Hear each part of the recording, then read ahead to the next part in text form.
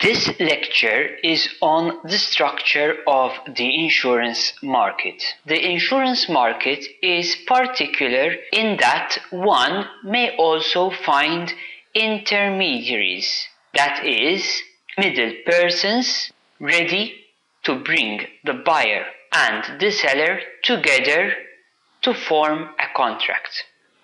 Let us start with buyers. Typically, the buyers of an insurance contract would be people from the general public, those who would require insurance for their personal needs, and those who need to purchase insurance to protect their commercial ventures.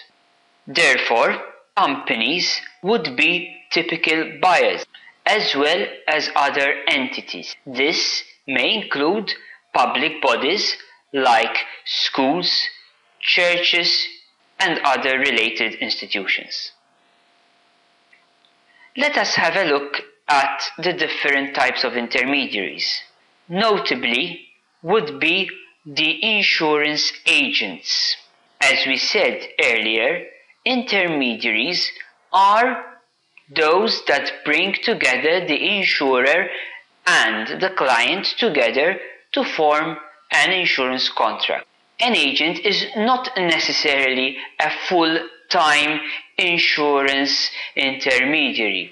In fact, an agent could be engaged in another trade or business, like for example a travel agent who sells travel tickets and travel holidays. However, such an agent could also act as an intermediary for an insurance company, and in this capacity may be authorized to sell travel insurance. On the other hand, a broker is a full-time professional who is fully engaged and responsible for the transactions of insurance policies. In fact, it is said that a broker is most of the times acting on behalf of the client. Therefore, a broker's job is to ensure that the client is well serviced and given the best suited insurance service in this respect.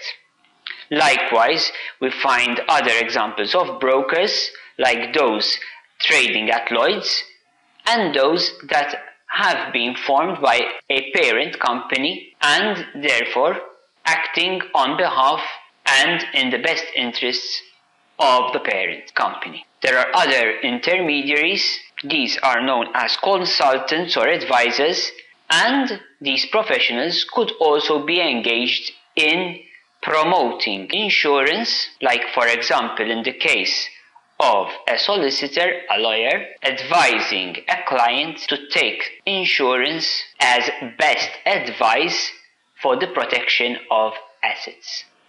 This slide displays a few examples of insurance companies, also known as insurers.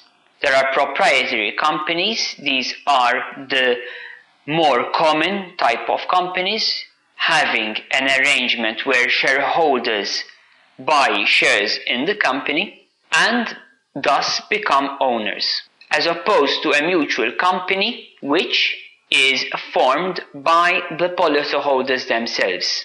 Companies can be specialist companies, which means they sell a particular insurance product, like for example life specialist companies, and there are composite companies which sell more than one insurance policy.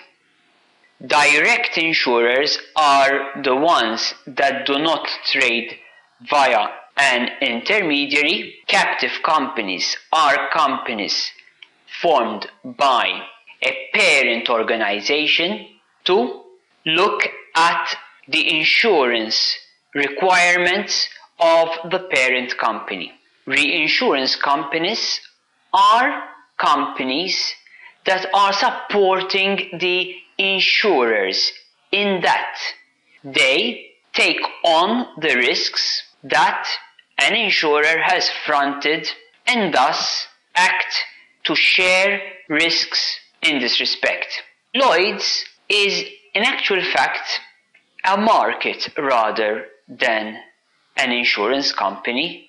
In fact, Lloyd's is a marketplace in which a number of insurance transactions are carried. These are usually presented via a Lloyd's broker who presents the risks to the underwriters who are sitting at Lloyd's and who are prepared to take part of the risks being presented. These are some examples of insurance specialists. These professionals provide a service to the insurance industry, directly or indirectly. Let's take the first professional.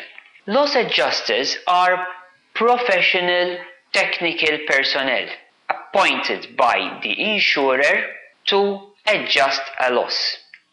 That is, to investigate the happenings of a loss, draw up a report and recommend settlement to the insurer, giving its expert advice on how the claim should be settled and the amount that should be paid under the policy. On the other hand, a loss assessor is a professional who is appointed by the insured to help the insured formulate and submit a claim to the insurer. You will appreciate that in certain circumstances, a claim can present itself as a complex report, in that the insured will have to present a detailed report on the cause, the happening of the event, and the amount which is being claimed together with the respective justifications, in which case the insured would need an expert to help out in the submission of such a claim. A risk manager is one who will provide advice to the client on how best to take risk preventive and risk control measures after the risks presented by the client have been identified, analyzed, and evaluated.